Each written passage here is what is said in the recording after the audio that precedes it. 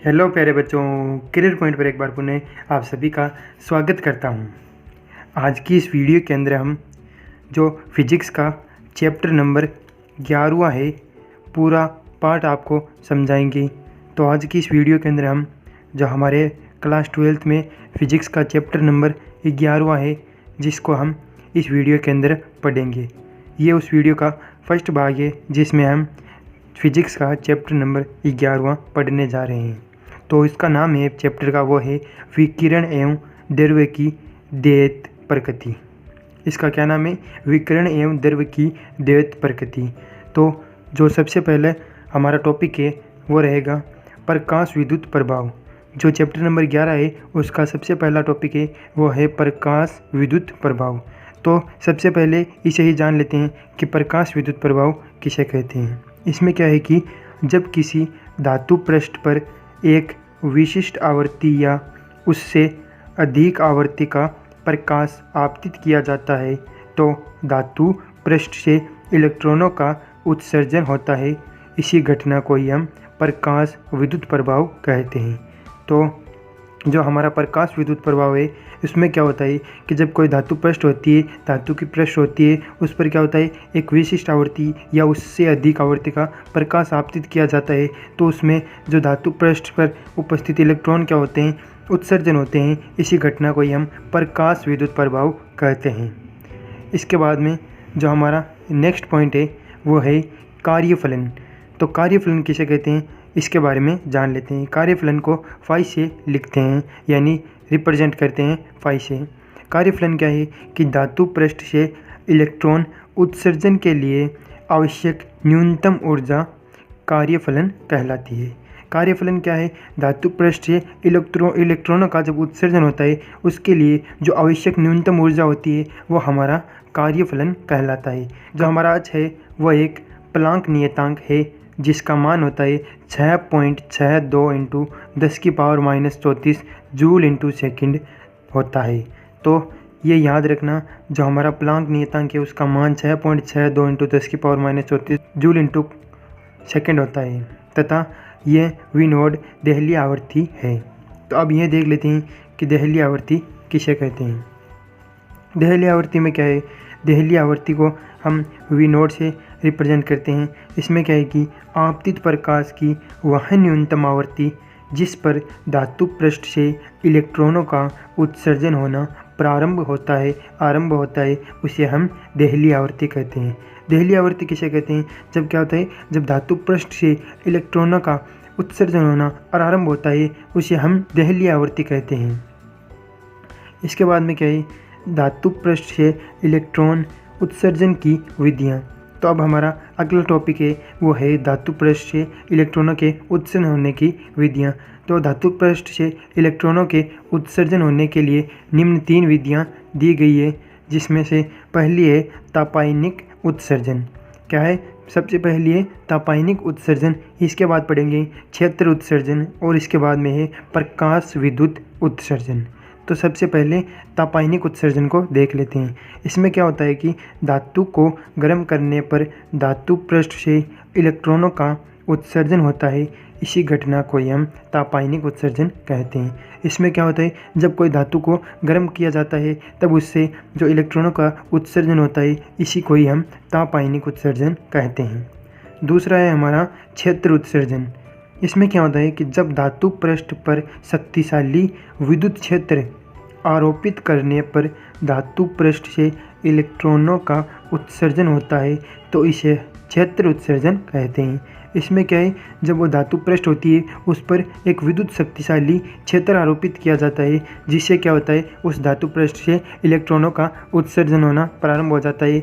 इसे हम क्षेत्र उत्सर्जन कहते हैं। इसके बाद में प्रकाश विद्युत उत्सर्जन। पहला था तापायनिक उत्सर्जन, दूसरा है क्षेत्र उत्सर्जन और तीसरा हमारा है प्रकाश विद्युत उत्सर्जन।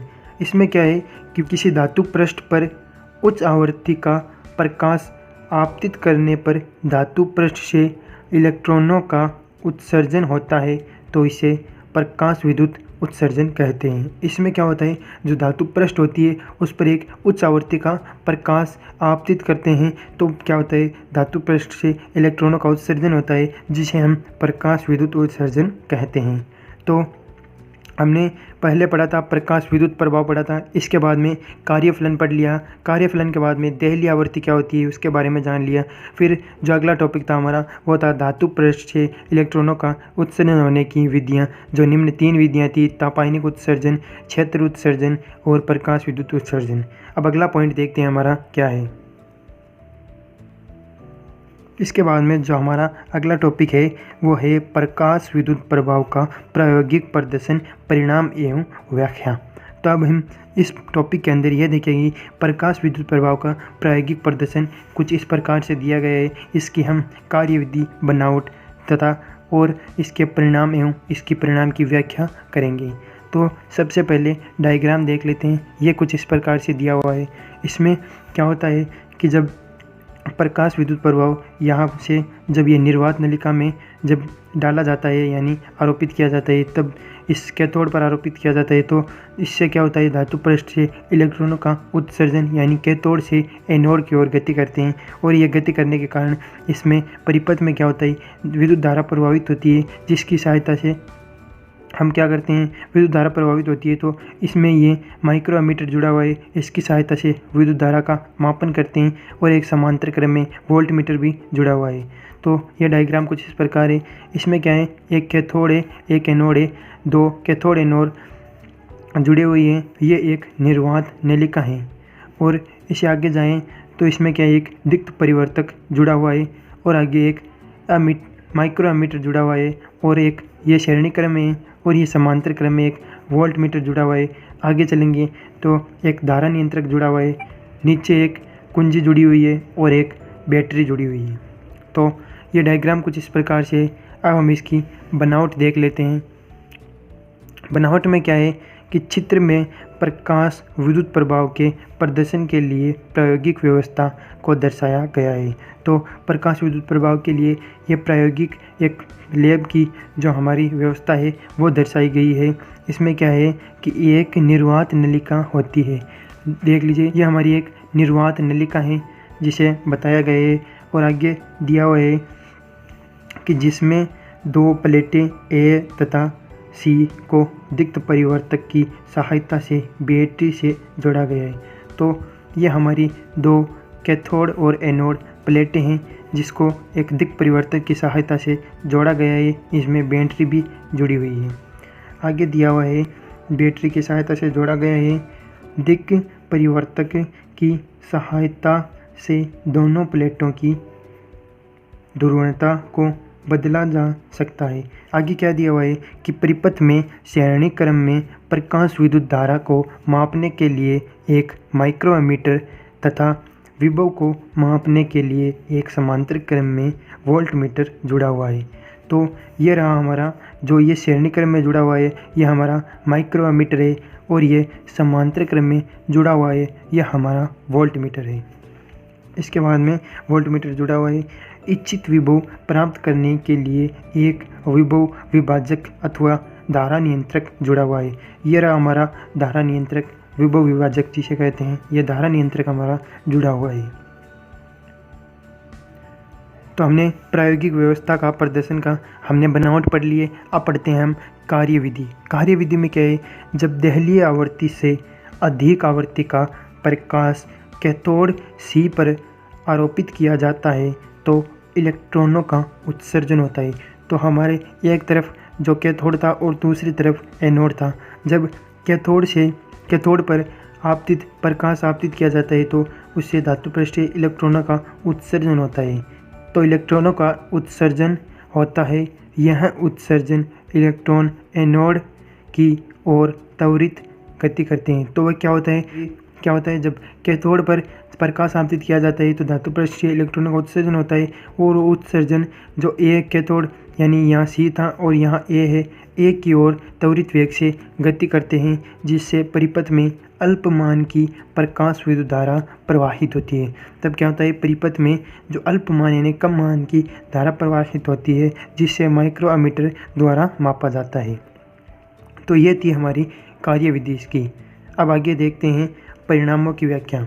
पहले हमने पढ़ा बनावट, फिर कार्यविधि, अब देखते हैं परिणामों की व्याख्या। परिणामों की व्याख्या में सबसे पहला पॉइंट है वो है प्रकाश विद्युत धारा पर प्रकाश तीव्रता का प्रभाव। तो पहला इसमें पॉइंट है वो है प्रकाश विद्युत धारा पर प्रकाश तीव्रता का प्रभाव। इसमें क्या दिखा है कि प्रकाश विद्युत धारा का मान आपतित प्रकाश की तीव्रता के समानुपाती होता है। तो ग्राफ में कुछ इस प्रकार, एक साइड में प्रकाश विद्युत धारा दिया हुआ है और दूसरी साइड प्रकाश की तीव्रता दी हुई है। तो इसका मान इन दोनों के समानुपाती होता है, यानी जो हमारी रेखा है वो एकदम स्ट्रेट है, सीधी है। इसमें दिया हुआ है आपतित प्रकाश की तीव्रता बढ़ाने पर उत्सर्जित इलेक्ट्रॉनों की संख्या भी बढ़ती है। तो इसमें बराबर रहता है, इक्वल रहता है। क्या करते हैं, आपतित प्रकाश की तीव्रता बढ़ाने पर भी उत्सर्जन इलेक्ट्रॉनों की संख्या भी बढ़ती है, जिस कारण प्रकाश विद्युत धारा का मान भी बढ़ता है। यानी इसमें तीनों भी इक्वल रहते हैं, इसलिए बराबर दिखाया गया है। क्योंकि इसमें आपतित प्रकाश की तीव्रता बढ़ाएंगे तो इलेक्ट्रॉनों के उत्सर्जन होने की संख्या भी बढ़ेगी, इसके साथ साथ प्रकाश विद्युत धारा का मान भी बढ़ता है। दूसरा पॉइंट हमारा वो है प्रकाश विद्युत धारा पर आपतित विभव का प्रभाव। तो पहले हमें देखा कि तीव्रता का प्रभाव था और अब है विभव का प्रभाव। इसमें क्या है, इसमें विभव के मान में वृद्धि करने पर प्रारंभ में प्रकाश विद्युत धारा का मान बढ़ता है, किंतु कुछ समय पश्चात विद्युत धारा का मान स्थिर हो जाता है। इसे संतृप्त धारा कहते हैं। तो इसमें क्या होता है, जब शुरुआत में तो विभव के मान में वृद्धि होती है, फिर कुछ समय पश्चात क्या होता है, धारा का मान, विद्युत धारा का मान स्थिर हो जाता है। देख लीजिए, फर्स्ट में तो हमने यहाँ से शुरू किया था, धीरे धीरे धारा का मान बढ़ रहा है, फिर एक संतृप्त स्थिति आती है जिसमें क्या होता है, धारा का मान स्थिर हो जाता है। यानी विभव तो हमारा बढ़ रहा है परंतु धारा इसमें नहीं बढ़ रही है, संतृप्त है, स्थिर है। तो इस ग्राफ कुछ इस प्रकार है, प्रकाश विद्युत धारा ऊपर की ओर है क्योंकि बढ़ रही है। यहाँ पर निरोधी विभव, आंतरिक विभव और यहाँ विभव दिया हुआ है। आगे हमारा कैथोड सी तथा एनोड ए की ध्रुवता बदलने पर, अर्थात ए को ऋण विभव तथा सी को धन विभव पर रखकर ऋणात्मक विभव के मान में वृद्धि करने पर धारा का मान घट जाता है तथा घटकर एक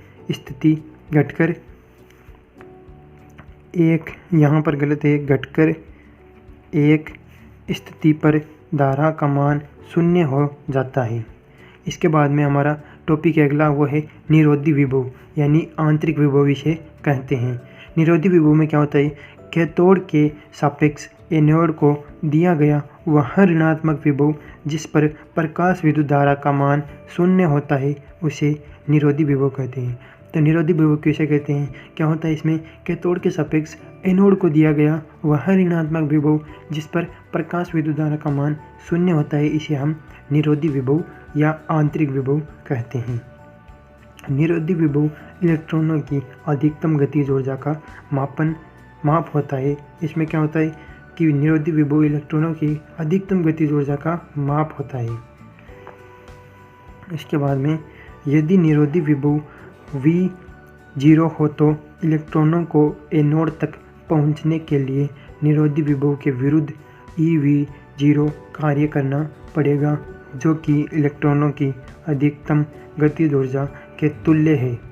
तो इसमें दिया हुआ है, इसलिए K मैक्सिमम बराबर 1/mv² मैक्सिमम बराबर इलेक्ट्रॉन वोल्ट 0। इसके बाद में तीसरा पॉइंट है हमारा निरोधी विभव पर प्रकाश की तीव्रता का प्रभाव। पॉइंट है हमारा प्रकाश की तीव्रता पर प्रभाव, और दूसरा पढ़ा था हमने विभव का प्रभाव। अब तीसरा है प्रकाश की तीव्रता का प्रभाव। फिर से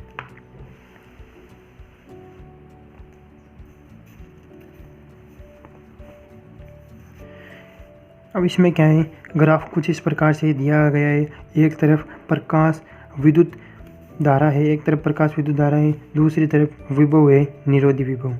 तो ग्राफ कुछ इस प्रकार से दिख रहा है आपको।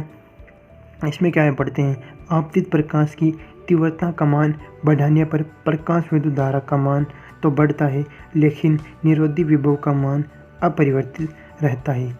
इसमें क्या होता है, धारा का मान तो बढ़ रहा है, देख लीजिए पहले इतनी थी I1 थी, फिर I2 हुई, फिर I3 हुई, बट जो इसमें निरोधी विभव है, निरोधी विभव यानी ये रहा निरोधी विभव, इसका देख लीजिए यहीं का यहीं है, ना मान इधर हो रहा है प्लस की ओर ना माइनस की ओर हो रहा है, बस यहीं से धारा का मान बढ़ रहा है, परंतु जो हमारा निरोधी विभव है वो नियत है, इसमें कोई परिवर्तन नहीं हो रहा है।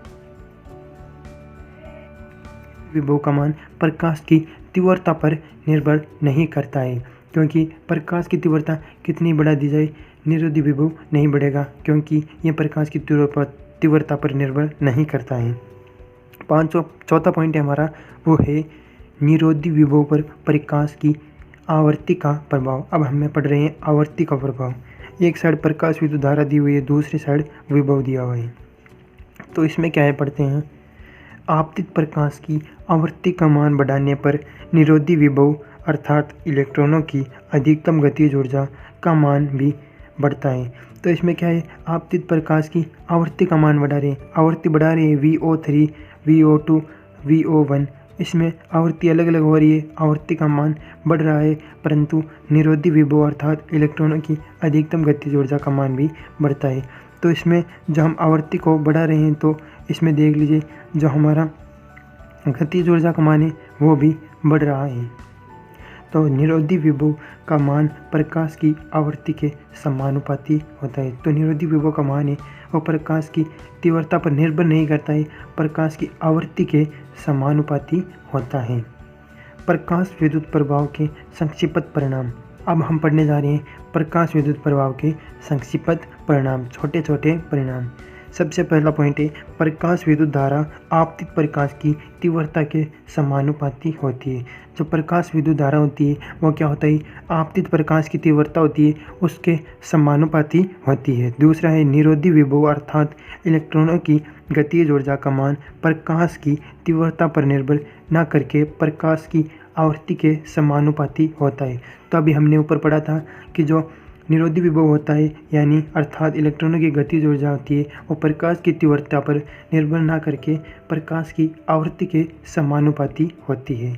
तीसरा पॉइंट है, देहलीय आवृत्ति से कम आवृत्ति पर धातु पृष्ठ से इलेक्ट्रॉनों का उत्सर्जन नहीं होता है।